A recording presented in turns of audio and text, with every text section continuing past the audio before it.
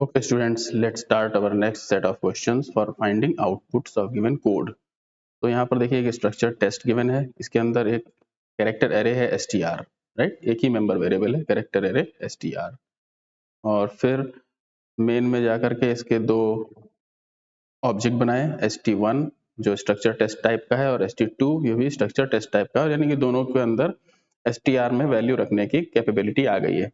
तो अब str cpy करके st1 डॉट str में क्विज डाल दिया, तो st1 नाम के स्ट्रक्चर में, यानी कि st1 नाम का एक स्ट्रक्चर बना, इसके पास क्या है, इसके पास एक इस तरह से मेमोरी स्पेस होगा, क्योंकि एक ही मेंबर वेरिएबल है str, तो 20 बाइट्स का एक मेमोरी स्पेस होगा, ठीक है।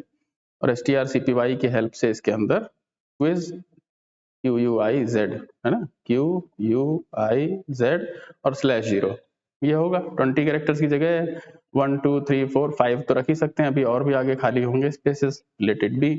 देन st2 एक ऑब्जेक्ट बनाया है, सो st2 एक ऑब्जेक्ट बनाया है, तो इसके पास भी एक मेंबर वेरिएबल str में वैल्यू रखने के लिए उतना ही स्पेस होगा जैसा st1 के पास था, ठीक है।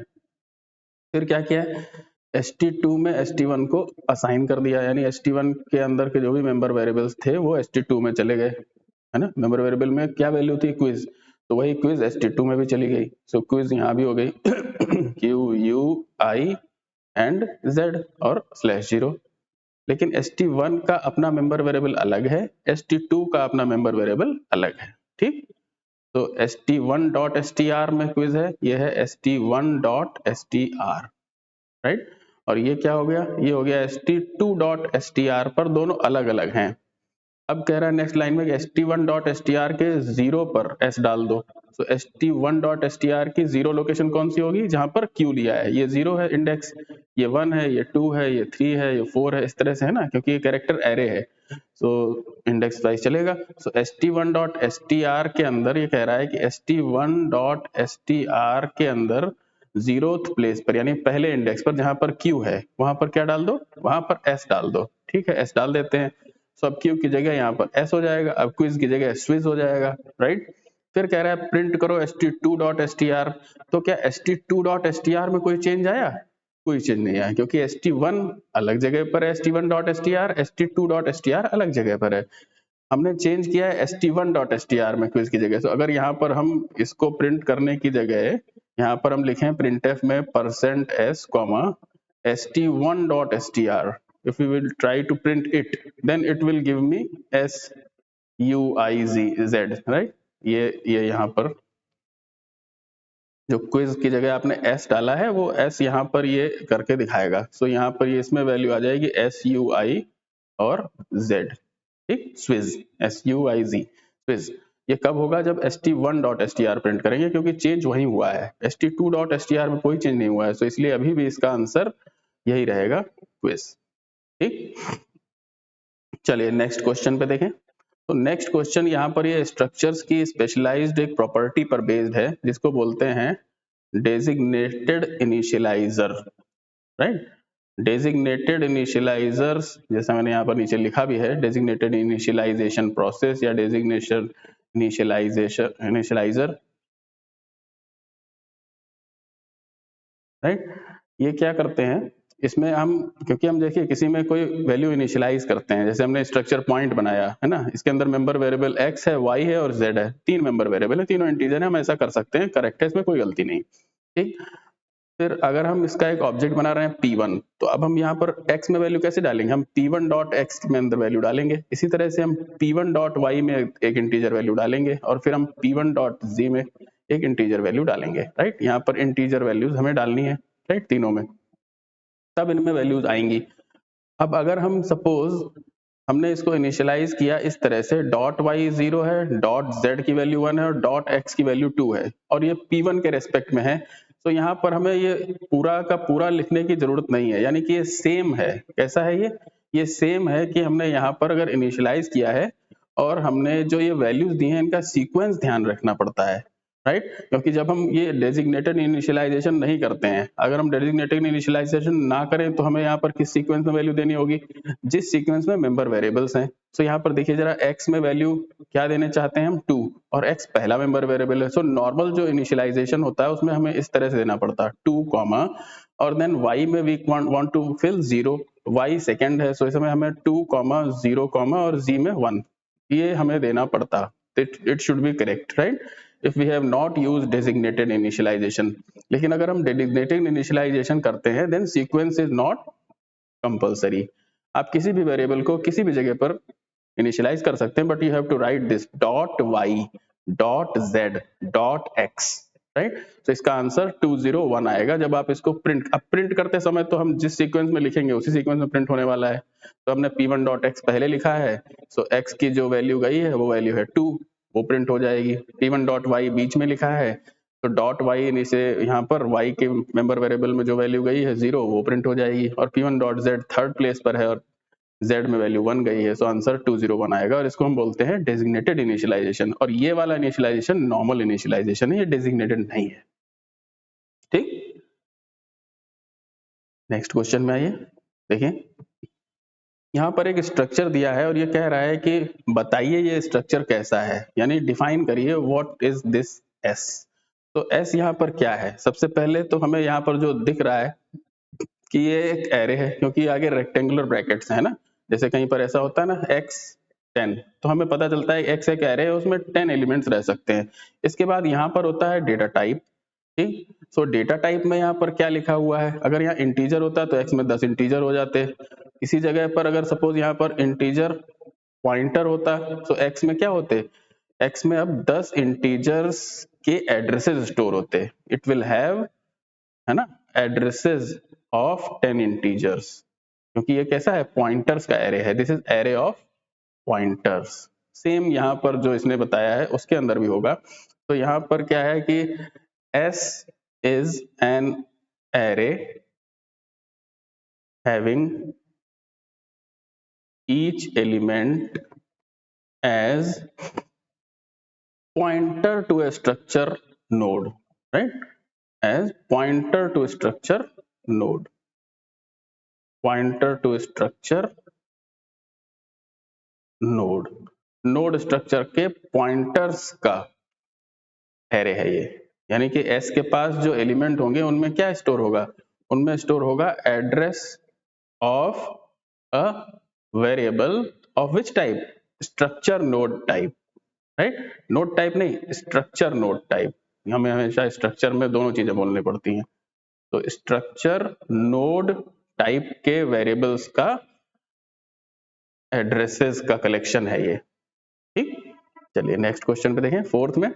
तो फोर्थ में देखिए कैरेक्टर एरे है गेट 2022। चलिए एरे बना लेते हैं यहाँ पर,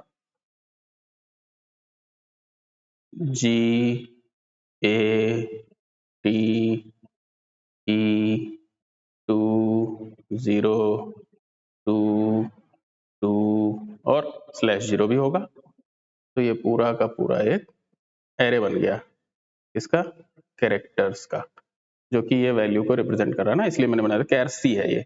तो कैर सी अगर इस तरह से है, कई स्ट्रक्चर तो है नहीं, एरे है, नॉर्मल एरे है, पॉइंटर के लिंकिंग है, बस क्यों परेशान होना। तो यहाँ पर ये क्या है, हमारे पास जो G है वो C0 है ना, फिर ये 1 है 2 है 3 है 4 है 5 है 6 है 7 है और 8 है ना, ये है। अब इसने क्या किया, एक पॉइंटर लिया P, कैरेक्टर पॉइंटर लिया P, ठीक। उसमें सपोज इसका एड्रेस 63 है, इसका 64 होगा, 65 होगा, 66 होगा, 67 68 69 कैरेक्टर्स है ना, एक एक बाइट के डिफरेंस पर, 70 और 71, ठीक।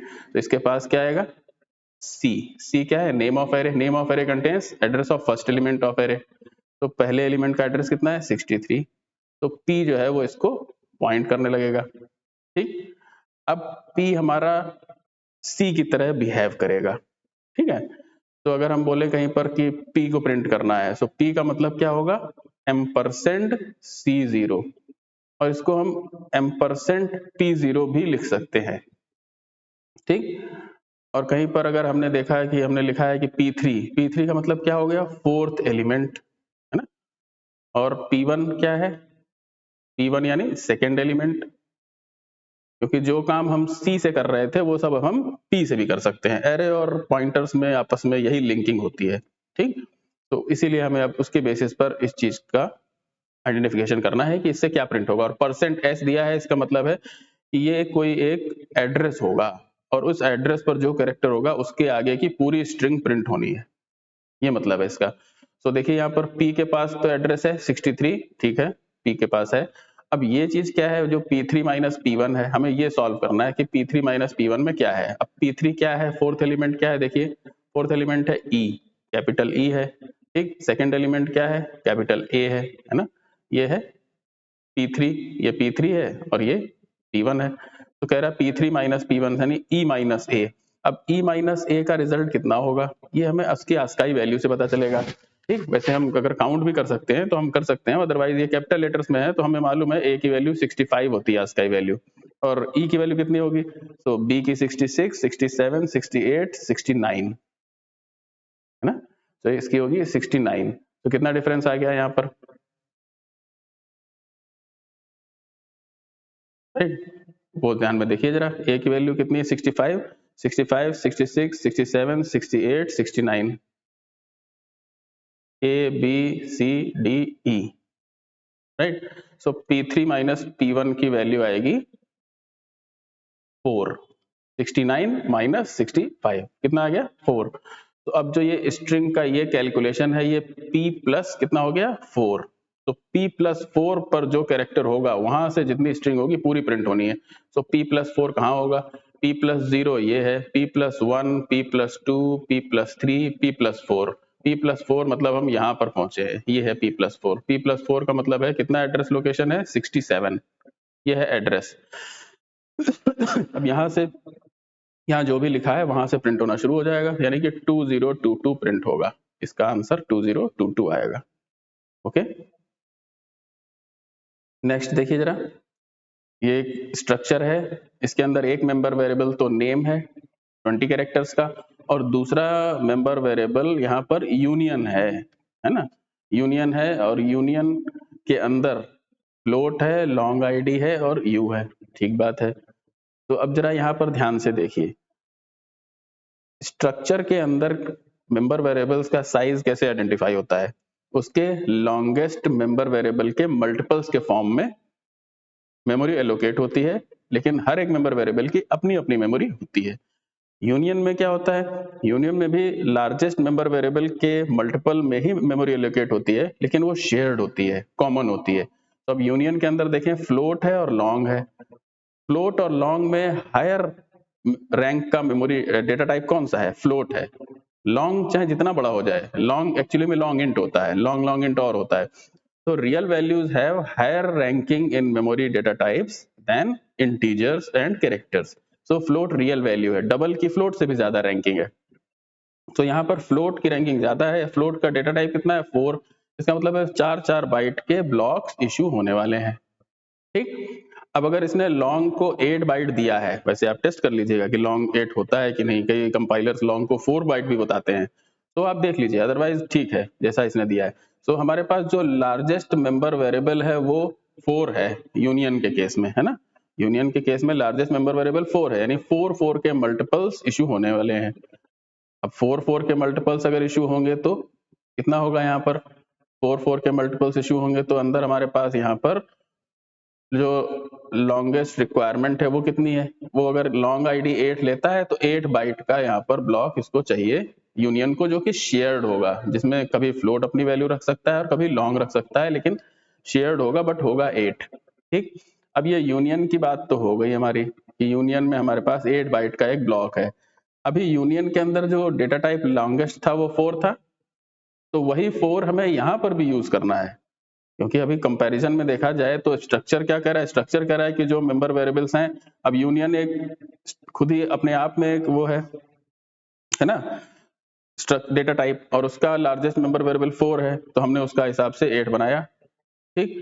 तो अब यहाँ पर अगर हम देखें तो ये अगर हमने 8 बनाया तो यहाँ पर अब ये 20 है, ठीक। तो अब या तो 8 8 के 3 मिले तो 24 होगा, या फिर अगर 4 बाइट के ब्लॉक इशू हो रहे हैं, जैसा कि फ्लोट को लार्जेस्ट मान करके हम मान सकते हैं, तो 4 बाइट के कितने कैरेक्टर्स की रिक्वायरमेंट होगी, इसको कितना अलग से चाहिए होगा, तो इसको अलग से चाहिए होगा, पूरे 20 कैरेक्टर्स स्टोर करने हैं और वहां पर 20 बाइट्स चाहिए, तो 4 के 5 मिल जाएंगे, 4 के 5 मिल जाएंगे, जिसमें ये 20 बाइट स्टोर हो जाएगा। सो ये 20 बाइट्स इसकी रिक्वायरमेंट हो गई। तो अगर हम सम कर दें तो 20, क्योंकि भाई स्ट्रक्चर का एक मेंबर वेरिएबल तो कैरेक्टर एरे है और दूसरा मेंबर वेरिएबल पूरा यूनियन है, तो दोनों को ऐड करना पड़ेगा। सो 8 + 20 आंसर विल बी 28, राइट। इसी तरह से ये चलेगा। अब कुछ कंपाइलर्स में लॉन्ग इंट को 4 बाइट देता है, तो उसके केस में फिर यहाँ पर भी 4 हो जाएगा, यहाँ पर 4 हो जाएगा और बाहर तो 4 5 20 होना ही है, तो उसके केस में यहाँ पर 24 हो जाएगा। So some compilers will give answer 24 and some compilers will give answer 28, depends on the size of long, क्योंकि लॉन्ग को 8 लेते हैं कुछ एक कंपाइलर जो 32 बिट प्रोसेसर या 64 बिट प्रोसेसर होते हैं, उस पर बेस्ड है ये चीज। तो नेक्स्ट क्वेश्चन में देखें, अब यहाँ पर देखिए एक स्ट्रक्चर सॉरी एक स्ट्रिंग दी है, कैरेक्टर एरे स्ट्रिंग है, और स्ट्रिंग में यहाँ पर क्या लिखा हुआ है, जरा स्ट्रिंग को यहाँ पर बना करके देखते हैं, फिर उसको सॉल्व करते हैं। तो स्ट्रिंग में लिखा है IS C Q UIZ and last में /0 तो होना ही है, Z स्मॉल लेटर्स में है। तो 1 2 3 4 5 6 7 8 9 1 इंडेक्स ले लेते हैं इसका। सो str नाम का एरे है, सो इंडेक्स में क्या होगा 0 1 2 3 4 5 6 7 8, है ना। 8 में तो ये स्ट्रिंग होगी और 9th में यहाँ पर ये जाएगा /0, है ना, इस तरह से। तो देखिए कैरेक्टर्स कितने हैं, 9 है, 1 2 3 4 5 6 7 8 9 कैरेक्टर्स है। तो 0 से 8 तक तो कैरेक्टर हो गए और एक हमारा इंडेक्स वो उसके लिए है, नल कैरेक्टर के लिए। चलिए प्रिंट करना शुरू करें। तो पहला देखिए, पहली बात तो ये है कि printf इवेलुएट करता है राइट टू लेफ्ट, है ना, राइट टू लेफ्ट, और प्रिंट करेगा %s की लोकेशन के हिसाब से। तो चलो हम भी वैसे इवेलुएट कर लेते हैं। सो str+5 का मतलब क्या होगा। अब str का मतलब क्या है, name of array, name of array यानी address of first element, suppose 63 है, दूसरे का 64 65 67 68 69, है ना। इस तरह से एक एक बाइट का है, तो एक एक बाइट के डिफरेंस पर हम ये मान लिया हमने, ठीक। बीच में 66 मिसिंग है, 66 67 68, ये 69 70 71 72, ओके। सो अब str के पास क्या है, str अगर हमने यहाँ पर बनाया कि str के पास क्या है, सो str के पास है 63, वो पहले एलिमेंट को पॉइंट कर रहा है।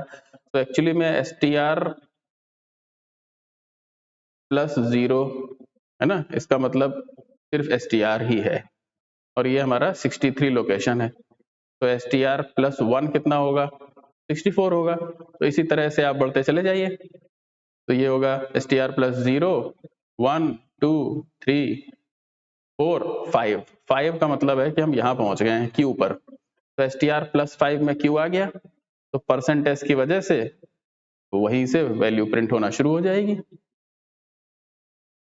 ठीक। तो पहले वाले printf से यहाँ पर ये वैल्यू प्रिंट होना शुरू हो जाएगी। तो क्या प्रिंट हो जाएगा, Q U I Z।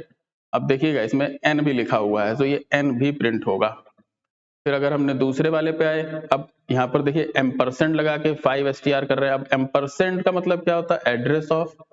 तो एड्रेस ऑफ ऑपरेटर भी वहीं पहुंचाएगा जहां बिना एम्परसेंड। अब ये देखिए, क्योंकि यहाँ पर रेक्टेंगुलर ब्रैकेट भी लग गया है, रेक्टेंगुलर ब्रैकेट लगने की वजह से एम्परसेंड लगाया है, जबकि यहाँ पर ब्रैकेट नहीं था तो ये डायरेक्ट पॉइंटर पे थे। तो ये कह रहा है address of 5th element of str, है ना, str5 का एड्रेस। अब मैंने आपको बता रखा है वो ये जो एरे का नेम और इंडेक्स आपस में इंटरचेंज हो सकते हैं, क्योंकि हमको मालूम है ना, कि str+i किसके बराबर होता है, str+i होता है, अगर इसके ऊपर हम एस्टेरिस्क लगा दें तो वैल्यू एट, ये होगा str i के बराबर।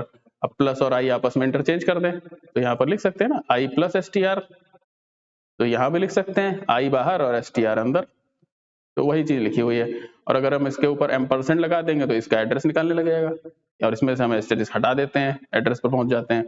तो 5 का एड्रेस कितना है, यानी फिर से वहीं पहुंच गए 68 पर, ये 68 है। तो दूसरे वाले से भी वही प्रिंट होगा। अब ये दूसरा वाला है तो इसके पीछे प्रिंट करेगा ये क्विज। फिर जो सबसे पहला वाला है उसमें भी वही आएगा। तो पहला पूरा लाइन में क्या आएगा, quiz quiz quiz N, quiz quiz quiz N तक प्रिंट होगा। फिर %c, अब कैरेक्टर की बात कर रहे हैं। सो वैल्यू एट str+6, अब str+6 क्या है, u का एड्रेस, वहां पर वैल्यू क्या है u, तो इससे u प्रिंट होगा। ठीक, अब तो इसके आगे से ही भरना शुरू हो जाएगा, इसके आगे बढ़ गया तो ये u प्रिंट हो गया। ठीक, फिर अब बीच में स्पेस दिया हुआ है, फिर कह रहा है str6, इसका भी मतलब वही हो गया, क्या u, तो स्पेस के बाद u प्रिंट हो गया। फिर कह रहा है str6 इसका भी मतलब वही है, स्पेस बीच में है u, लेकिन इसके साथ फिर से n लगा हुआ है तो ये n भी प्रिंट हो जाएगा। तो इस तरह से आउटपुट आ जाएगा, quiz quiz quiz N U U N. ठीक, ओके, चलिए नेक्स्ट क्वेश्चन पे चले। तो नेक्स्ट क्वेश्चन में देखिए, मेन के अंदर फिर से IISc क्विज है। IISc क्विज हम ऊपर कर चुके हैं, IISc क्विज यहाँ पर हमने किया हुआ है। ठीक, और इसमें कितने कैरेक्टर्स थे, 0 से लेकर के 8 तक, और 9 पर /0 था। तो इसको थोड़ा सा यहीं पर रखें जिससे हम इसको भी इवेलुएट करते समय यहाँ पर देख सकें। ठीक, अब ये जो फंक्शन है इसमें str1 पास कर दिया है। तो एक्चुअली में ये जो str में यहाँ पर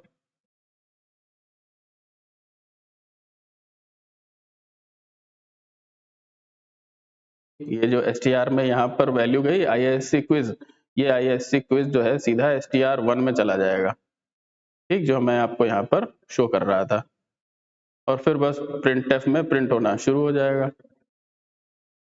ठीक, तो इसमें %d में पूछा है, इसका मतलब है कि कोई इंटीजर वैल्यू रिटर्न होने वाली है printf के अंदर, मेन के अंदर आपने देखा। तो अब यहाँ पर देखें str1 यहाँ चला गया, अब ये कह रहा है str2, उसके अंदर एक और पॉइंटर वेरिएबल है str2, str2 में str1 डाल दिया, तो अब str1 के पास भी 63 है, ठीक, और एक str2 है उसके पास भी 63 है, दोनों के पास 63 है। ठीक है, अब व्हाइल लूप चलाया है उसने, और उसकी बॉडी क्या है, बॉडी एम्प्टी है क्योंकि आगे लगा है सेमीकोलन। तो व्हाइल लूप कब टर्मिनेट करेगा, जब str1 यानी व्हाइल के अंदर की जो ये वैल्यू है वो 0 हो जाए।